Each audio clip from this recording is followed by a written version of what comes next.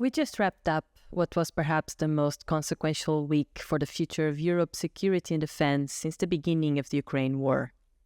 Still reeling from a shocking security conference in Munich over the weekend, European leaders then gathered in Paris to attempt a coordinated response to America's provocations. But should American rhetoric really have taken us all by surprise? In a way, what happened in Munich was, should not have been a surprise. We've lived through Trump 1, and so clearly we could expect, similar things to happen again. We know his attitude towards NATO. We know his attitude towards defense spending. We know that he likes to have good relations with Putin, and we know that he's never been committed to the defense of Ukraine. So, once it was clear that Trump had won the election last November, we're now at the mid-February. Yes, we Europeans, obviously, particularly those who cover defence and security, could have guessed that this was going to happen. In terms of culture wars, trade, those things also were very much flagged during the election campaign. From Friends of Europe, this is Policy Voices. I'm Catarina Vila Nova. If you haven't already, please take a moment now to subscribe to Friends of Europe's podcast wherever you're listening to this now, to never miss an episode of Policy Voices. Today on the show, the most consequential week for the future of Europe's security and defense since the beginning of the Ukraine war. I'm joined by Jamie Shea, Senior Fellow for Peace, Security and Defense at Friends of Europe, and former Deputy Assistant Secretary General at NATO. Here's our conversation. As we were just talking, you had this expression that really stuck with me, that over this weekend in Munich, the United States launched an all-out war on Europe. And this came in many, many different fronts. You name it, the economy, tariffs, culture war, and of course, security and defense, which will be the focus of our conversation today. But can you just explain a bit what happened with this all-out war against Europe? Well, of course, first of all, we've had Donald Trump making it clear that he wants to go ahead with tariffs on the EU, and beginning, of course, with the steel and aluminium tariffs, but more to come, the reciprocal tariffs, which, of course, are going to affect Europe in particular. But Trump continuing to talk about the EU in very negative terms, calling it an atrocity, using this very sort of hyperbolic language, and again, making it clear, as people like J.D. Vance and others in his administration, Catarina, make clear that they really don't like the European integration project. They don't like the sort of united, more integrated Europe that has always been the ambition. They like to deal with nations individually. They believe in the primacy of the nation state and so on. That's rather depressing, particularly, of course, as this European project has been going on since the late 1950s.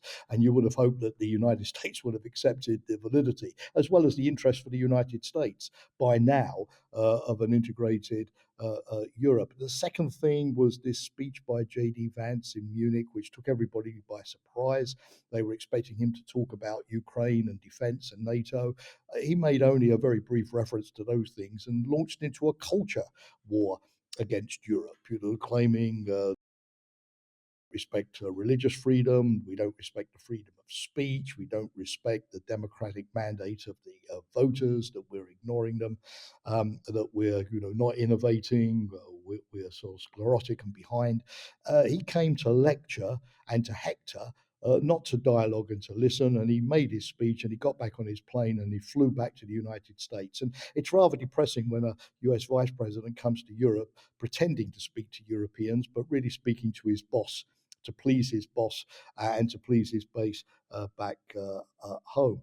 Then we had the American Defense Secretary in Brussels last week, Pete Hegseth, talking about Ukraine, but also making it clear that the United States feels it's doing too much in NATO. It wants to reduce its contribution, warning the Europeans that they're now going to be by themselves. They can't count on American support any longer. The US is going to the Indo-Pacific. And then, of course, Trump, his phone call with Putin, beginning negotiations on Ukraine over the heads of the Europeans. So I start off our conversation by exactly thinking that it's in this sort of context of a broad US questioning of the fundamentals of the transatlantic relationship. It's in that context that the lack of unity on Ukraine, the lack of a common plan going forward is all the more worrying, and it's all the more depressing. Absolutely. And there's a lot of anxiety over European capitals on this possible deal that the United States is trying to hatch with Russia. Both parties are meeting this week in Saudi Arabia. And the most important element here is that this deal would bypass not only the European Union, but also Ukraine. My question here is, would such a deal be even legitimate and hold? Well, that's obviously a fair point, but we've seen before that Trump is perfectly able to negotiate over the heads of the Europeans and then present them with a fait accompli, which puts them in a difficult position. Afghanistan is the case in point. You remember Catarina during his first term, he negotiated with the Taliban in Doha, and he got almost no concessions whatsoever out of the Taliban. So I think that showed that Trump is not always the brilliant negotiator, particularly in terms of getting concessions from the other side that he pretends to be.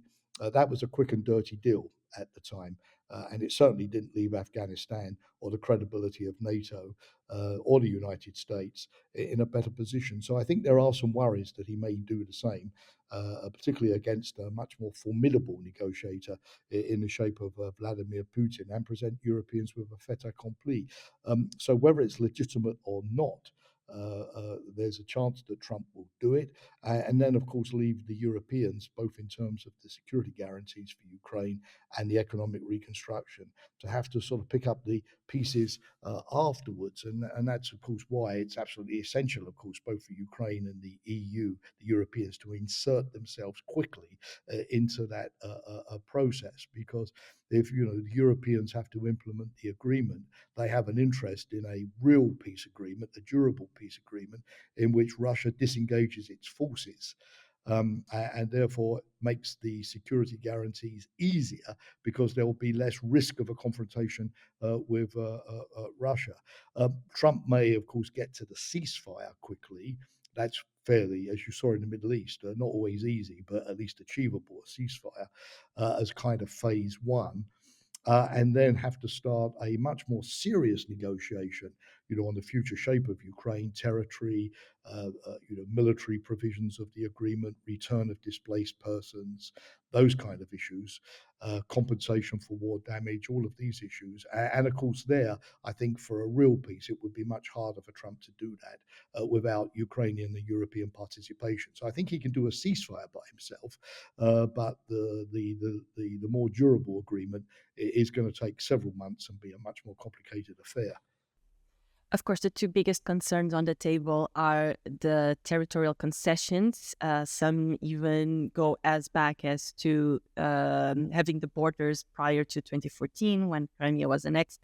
But then, of course, also Ukraine's membership to NATO. So these are the two big concessions that everyone is afraid that Donald Trump would just hand this over to Putin. If such a deal would be made between the United States and Russia, do you see a scenario where Europe is so desperate for the war to end that it would be put in a position of forcing Ukraine to take such a deal?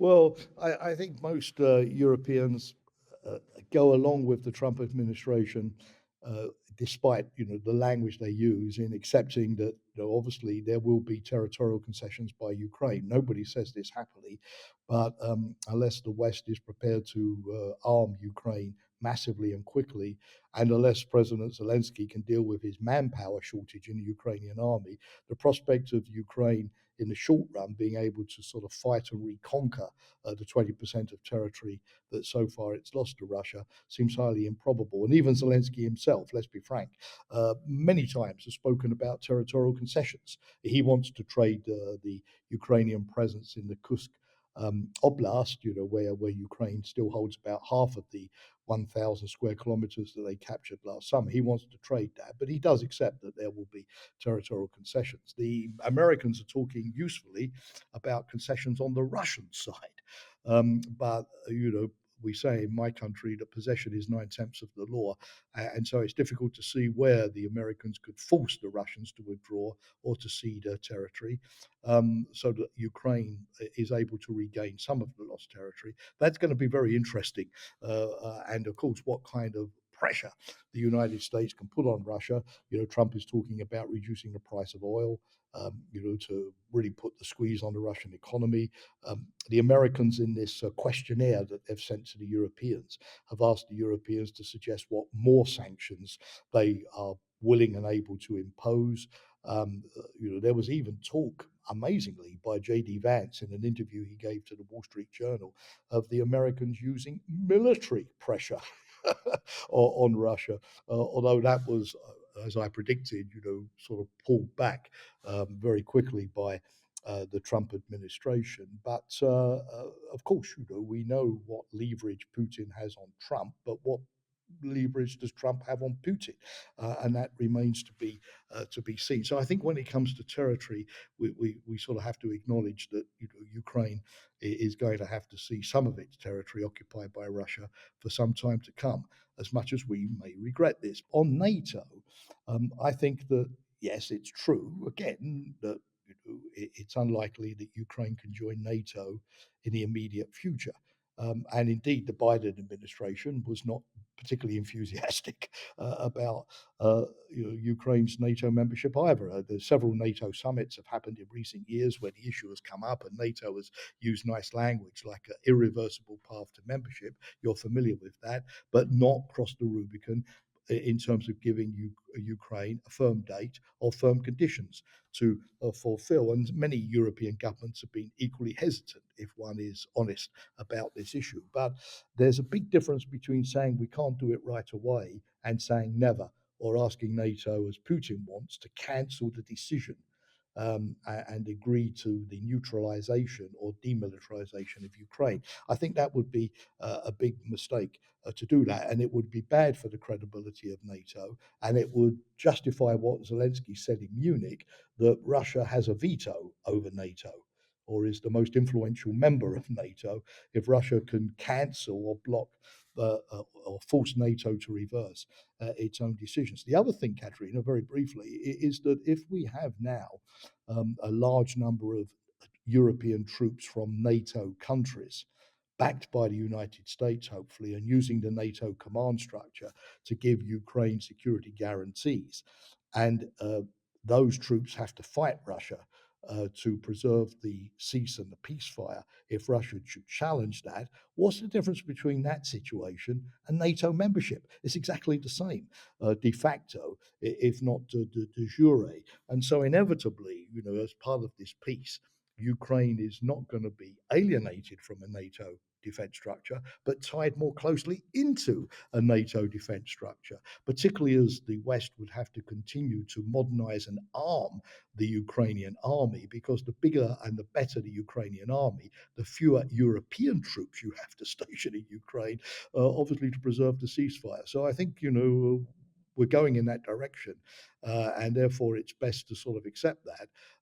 Indeed, even in Munich, some pro-Trump Republican senators like Lindsey Graham were actually saying, well, if if Putin invades Ukraine again, automatically NATO membership, which of course would be automatically NATO defending Ukraine and being at war with Russia. So my sense is that we can be ambivalent on this, and the kind of sort of never sort of clarity that Hegseth was sort of talking about is very, very unhelpful and is a gift to the Russians, and we shouldn't go in that direction.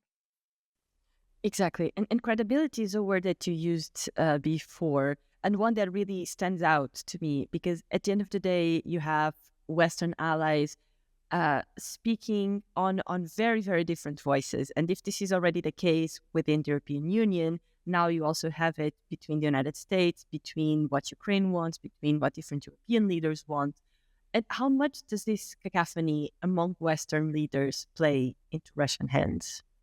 Well, it certainly has been a big factor in the past, and in the past, Putin could count on people like Viktor Orban in Hungary or Robert Fico in Slovakia, to hold up not delay forever, but to hold up, packages of sanctions against Russia, or to remove, important items, like nuclear materials from the sanctions packages. But what I see now is a much more pragmatic approach by the European Union.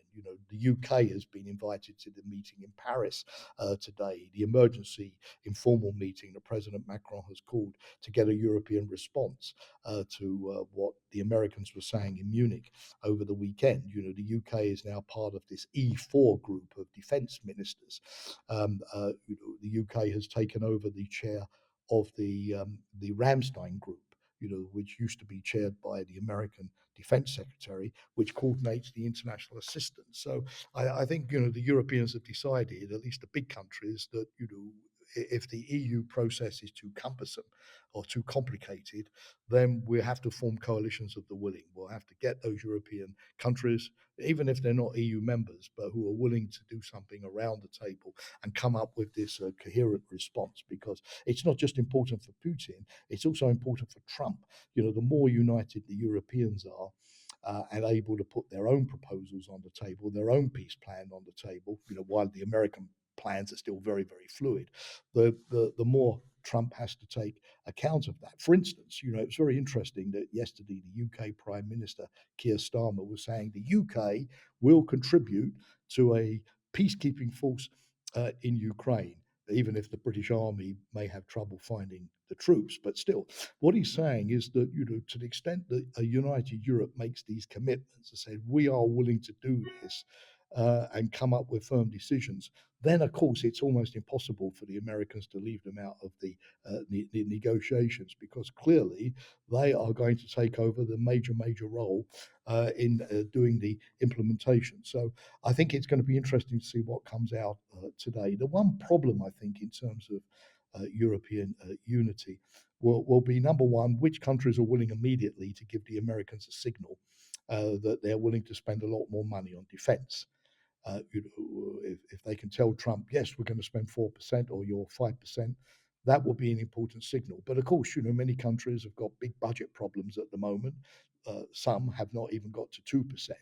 And so their willingness to really commit, to reduce their social security programs, reduce their education programs, to spend so much extra money on defense. I mean, it's been calculated that if all European EU countries spend 5% of their GDP on defense, they'd have to find 750 billion euros every year extra. 750 billion. And you can't do that without cutting into social programs. So there's going to be a difficult debate there. Secondly, Catarina, in terms of European unity, which countries are willing to put boots on the ground in Ukraine? Because some, like Poland, have been rather hesitant, because they worry that, of course, they will then strip their own territorial NATO defense against Russia, which would leave them more vulnerable, particularly if the Americans start withdrawing some of their forces from Europe. So that's not going to be an easy debate. However, one thing that did happen in Munich, which I think was very interesting, was that the EU Commission President Ursula von der Leyen made a major move by suggesting that European spending on defence could be taken out of the EU budgetary discipline mechanism, and that, if it happened, would be a major concession from the EU, which might make it easier for governments, to then, take on loans, go into debt temporarily, for a while, to finance defence spending. But yeah, I take your point. If Europe is not united, even if it's not the EU, but it's a kind of coalition of the willing, it will be rolled over. Because Trump feels that negotiations take place between superpowers and the big boys, if I can use that expression. They're the ones who negotiate, do the deals, like with China on nuclear weapons. It's only the big three that really matter, and everybody else is an observer. So Europe has got a chance, but it doesn't have much time.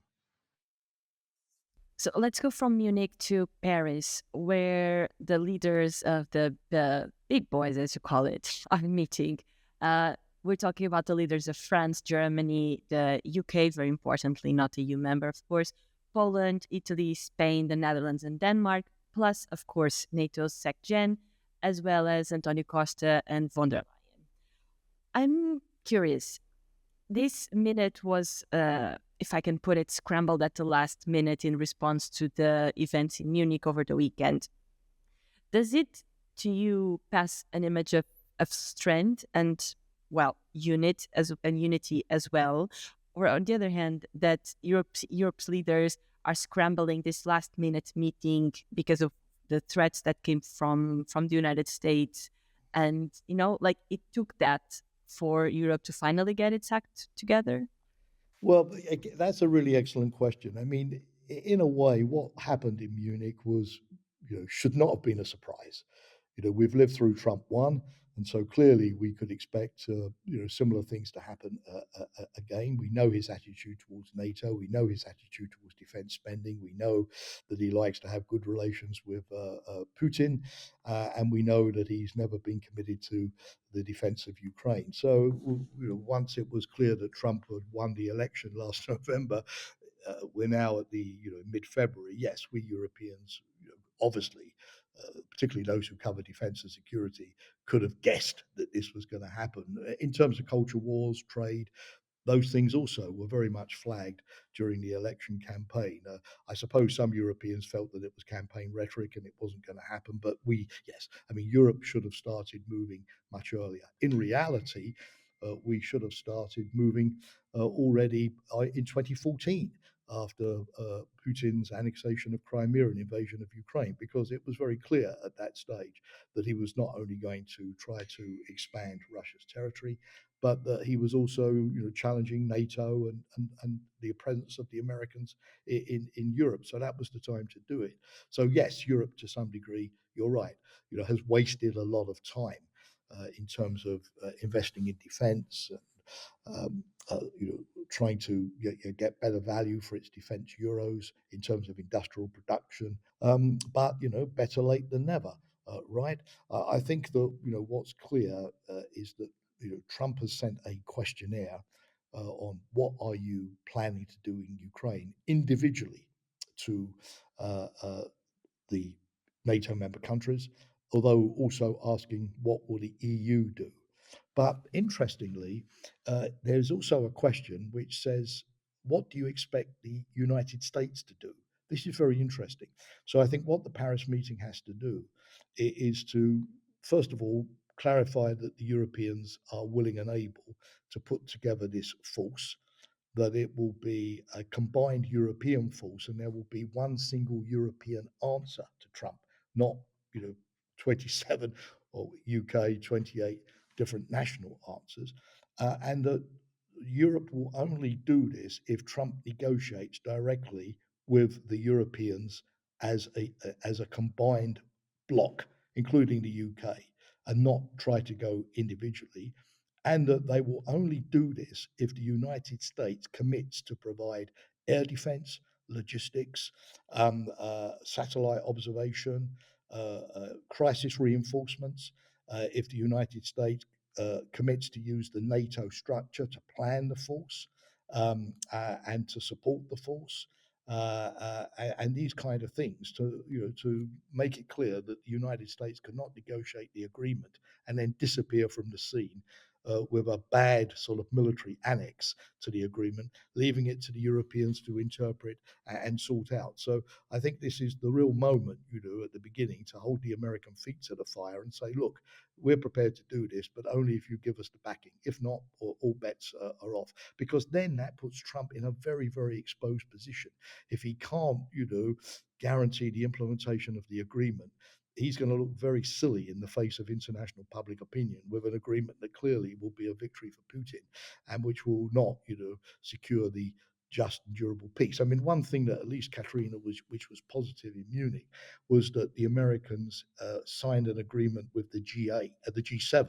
There was a combined agreement where they did commit to a durable, sustainable, lasting peace for Ukraine that preserves Ukraine as a Western-oriented country. So I think the Europeans, do have ways of pressurizing the Trump administration, but they need to, make it clear that they will that they're willing to do something, but only if it's backed by the United States. That really then puts the Trump, in a position where he has to give some kind of response. This week that is just now starting has already been called the most decisive week for the future of Europe's security since the start of the Ukraine war. It's also, of course, the week that marks the start of the 4th year of the Ukraine war. 3 years ago, did you imagine we would still be here today? Well, in a way, yes, to the extent that, if you look at the history of warfare, there's not every war is identical, of course, Catarina, but many of them have this kind of initial opening campaign where everything is up for grabs. Think of the First World War. Germany has a chance of winning, beating Russia, and then knocking out France, but it doesn't work. It doesn't work. Germany does not succeed, and then we dig in for 4 years of trench warfare before finally, the economic, military, technological balance of forces swing in the favor of the Allies.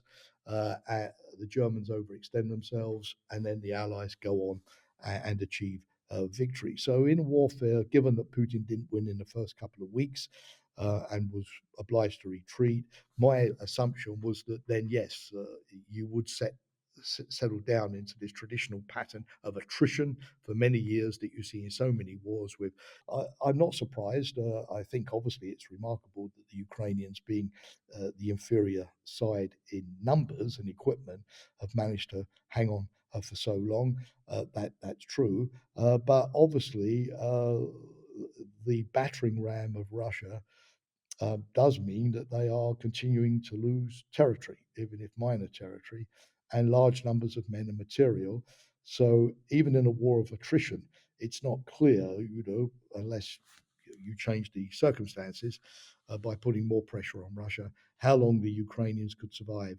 And of course, there's always the danger that if the Russians suddenly achieve a breakthrough, like capturing Podrosk or carrying on to Dnipro, in much easier territory to move their equipment, then they really could, capture half of Ukraine and put themselves in a completely different position. So the problem with a war of attrition is that you feel that because it's been that way for the last couple of years, it will be that way for the next couple of years.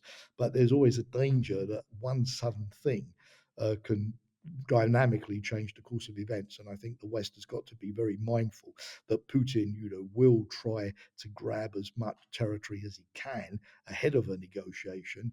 Or even, once talks begin, he's perfectly capable of negotiating and fighting at the same time, and just dragging on the talks. So we're going to have to, I think, be careful of those scenarios too. Jamie, always a pleasure speaking with you. Thank you very much, Catarina. Thanks again for the opportunity to participate in the podcast, and thank you for inviting me today. And that's it for today's show. I'm Catarina Vila Nova, and Policy Voices will be back again next week. Until then,